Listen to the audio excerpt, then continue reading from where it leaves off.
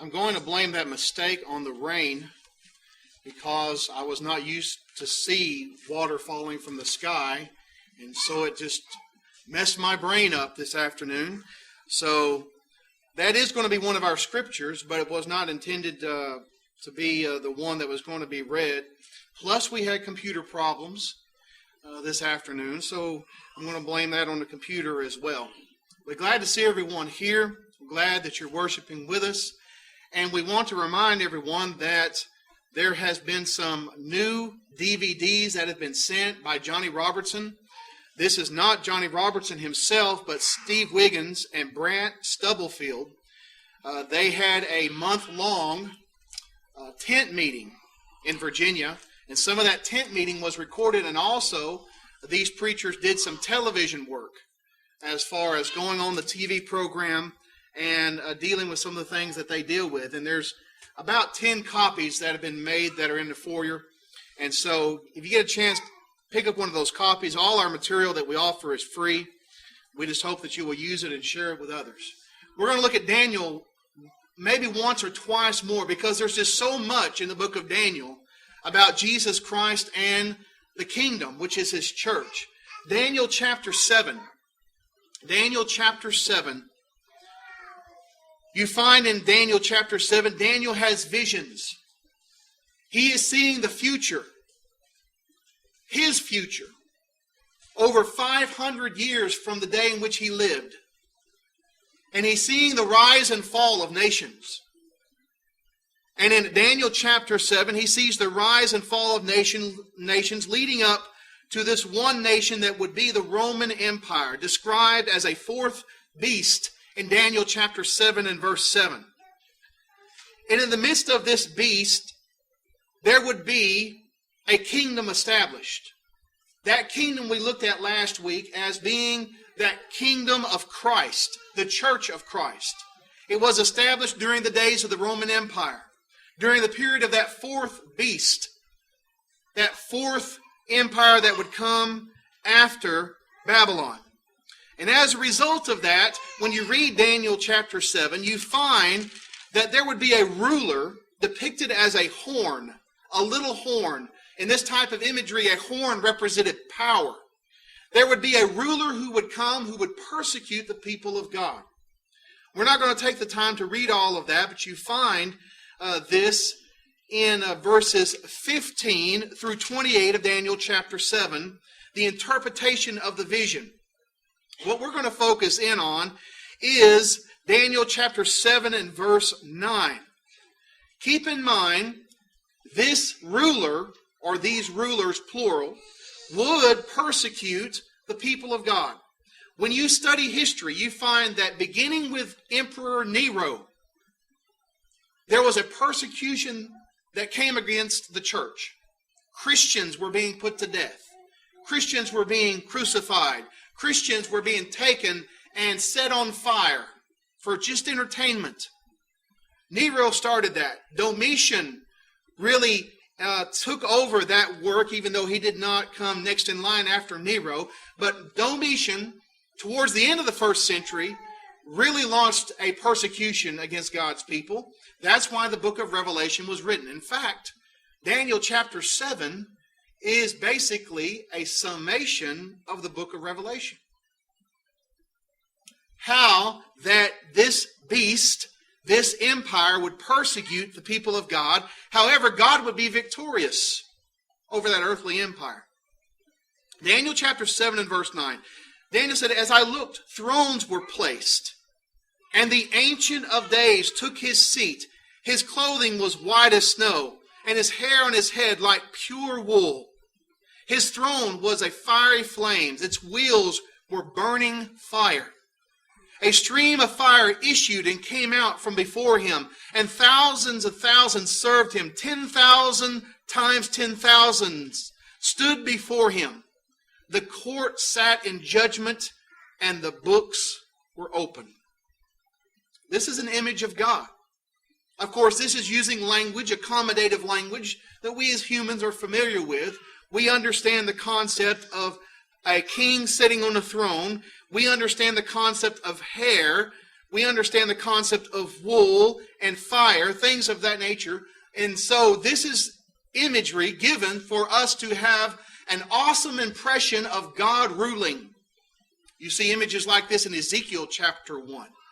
God is ruling on His throne, and He is going to pass judgment. As you read the latter part of Daniel chapter 7, He will pass judgment on that nation that is persecuting His people. They will make war with the saints. Daniel 7 says, talking about this evil emperor, they will persecute the saints of God, talking about Christians. But God will bring down that nation. So the message of the book of Revelation is Revelation 2 and verse 10. Be faithful unto death, and I will give you the crown of life. The best they can do is kill you. And you have victory as a faithful Christian. But before this empire is brought down, one is going to take a spiritual throne and is going to rule, thus placing himself in a position to be over a spiritual kingdom. Daniel chapter 7 and verse 13.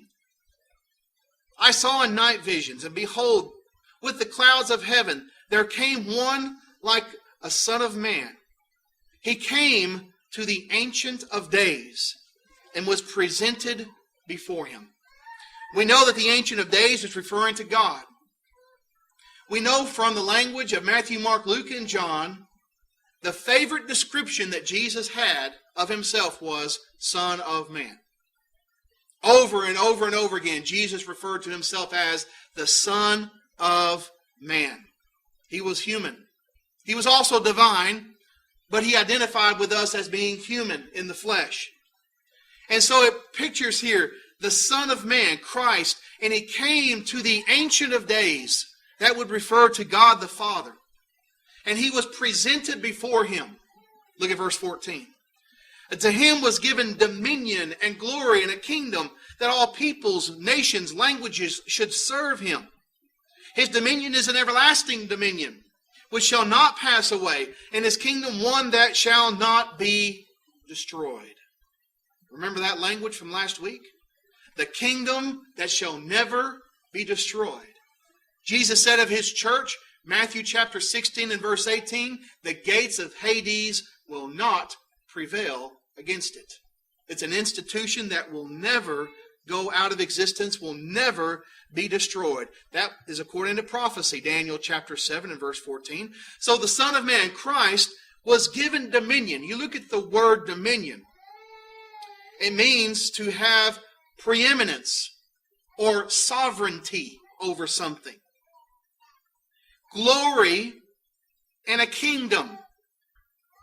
You look at the word kingdom, you see that it is a king ruling over a dominion. Kingdom.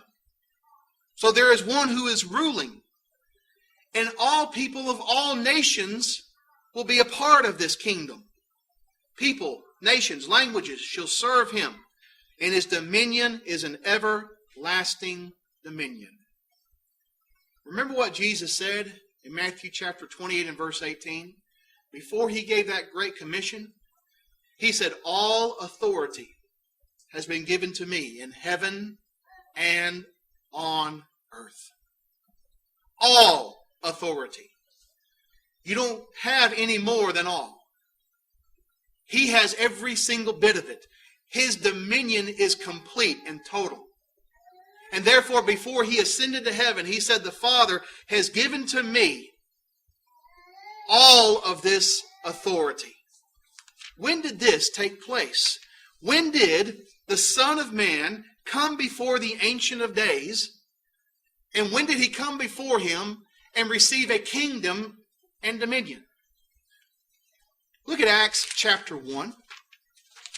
We are told in the Bible when that took place, when He received His dominion. Acts chapter 1, verses 6 through 11. Christ is talking to His apostles in the context. He's talking to them about things concerning their work, how the Holy Spirit would come upon them so that they might be witnesses throughout the world. It says in verse 6, so when they had come together, they asked Him, Lord, will You at this time restore the kingdom to Israel? See, even up to that point, they had a misunderstanding. Are you going to give the kingdom to Israel? Well, in a sense, he would, but not the kingdom they were looking for. They were looking for a political military empire. Jesus said in John 18 and verse 36, my kingdom is not of this world. They were about to receive a kingdom, but not the kingdom that they were expecting. Verse 7, he said to them, it is not for you to know the times or the seasons that the Father has fixed by his own authority, but you will receive power when the Holy Spirit has come upon you. And you will be my witnesses in Jerusalem and all Judea and Samaria and to the end of the earth. They would be his witnesses because they saw him. They were with him. The apostles are the ones he is talking to, as you find in verse 2. They would receive this special power. And as a result, they would be witnesses starting in Jerusalem, all Judea, go to Samaria, and then throughout the entire world. Look at verse 9 of Acts chapter 1. And when he had said these things, as they were looking on him, he was lifted up, and a cloud took him out of their sight. He ascended into a cloud. He ascended up into a cloud. In verse 10 it says, and while they were gazing into heaven, as he went, behold, two men stood by them in white robes. These are angels, even though it doesn't say that, the implication is there. And said, men of Galilee, why do you stand looking into heaven? This Jesus who has taken up from you into heaven will come in the same way as you saw him go into heaven. But where is God? Where is the Father? Where is the Ancient of Days? He's in heaven. So Jesus, after he suffered on earth, died upon the cross, was buried on the third day, conquered death by his resurrection. He appeared over a period of 40 days, talking and preparing his disciples for their task of spreading the gospel of his kingdom. Then he ascended. In Daniel chapter 7, verses 13 and 14, as we have already looked at, tells us what happened. The Son of Man was presented before the Ancient of Days, and he was given dominion and a kingdom and glory. In Acts chapter 2, that kingdom was established. When the apostles, with the power of the Holy Spirit, began to preach in other languages to those Jews who were there from all over the world for the Jewish feast day of Pentecost, and they repented and were baptized in the name of Jesus by his authority for the forgiveness of sins, they received the gift of the Holy Spirit. And 3,000 were added to them that day. Yes, the kingdom was established that day in Acts chapter 2. He ascended to be in heaven. Look at Hebrews chapter 1. Hebrews chapter 1, verses 1 through 4. Hebrews chapter 1, verses 1 through 4. The Hebrew writer said long ago, and many times and in many ways, God spoke to the fathers by the prophets. But in these last days, he has spoken to us by his Son, whom he appointed heir of all things. Remember his dominion? Total dominion. Total sovereignty. Through whom also he created the worlds. He is the radiance of his glory and the exact image of his person. And he upholds all things by the word of his power. After making purification for sins, he sat down at the right hand of the Majesty on high. He ascended back to the Father to sit at his right hand. Verse 4, having become as much superior to angels, the name he has inherited is more excellent than theirs. When you read further in Hebrews chapter 1, you find that the angels which he created worship him. Those angels worship him. Hebrews chapter 8. Hebrews chapter 8, verses 1 and 2. Why did he have to ascend? Why didn't he just stay on earth? He had to ascend for a reason. Hebrews chapter 8 and verse 1. Now the point of what we are saying is this. We have such a high priest, one who is seated at the right hand of the throne of the Majesty in heaven, a minister of the holy places in the true tabernacle that the Lord set up and not man. We have a high priest in heaven. You know, if Jesus were just on earth, he would only be in one place at one time. But without the limitation of time and space, in the heavenly dimension, he is a mediator for all of his people. Because he suffered and dies to purchase that group of people. Acts chapter 20 and verse 28. And because he owns them, he is the mediator. He is the go-between. He is that high priest that is in heaven. Now that takes us to 1 Peter chapter 3. 1 Peter chapter 3, verses 21 and 22. In 1 Peter chapter 3 and verse 20, Peter talks about how that God used water to save Noah. Save 8 souls through water. He says in verse 21 that baptism, which corresponds to this, now saves you.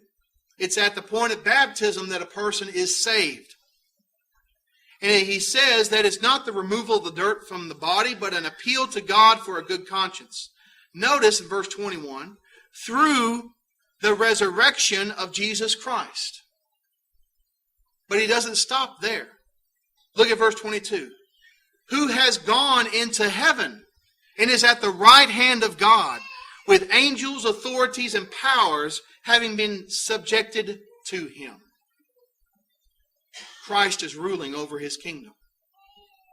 To rule over a spiritual kingdom, he had to ascend to the right hand of the Father, to the Ancient of Days, to take dominion, to rule, and to be our mediator, to be our high priest. The question tonight is this: are you following the King? Are you submitting to his dominion? Are you living for him each and every single day? We hope that you are. If you're not a Christian, you can be a part of that kingdom that exists here in this community. If you believe in Jesus Christ, you're willing to confess that he is the Son of God, willing to repent of all your sins, we can baptize you into Christ for the forgiveness of your sins. There are those in our assembly who need to repent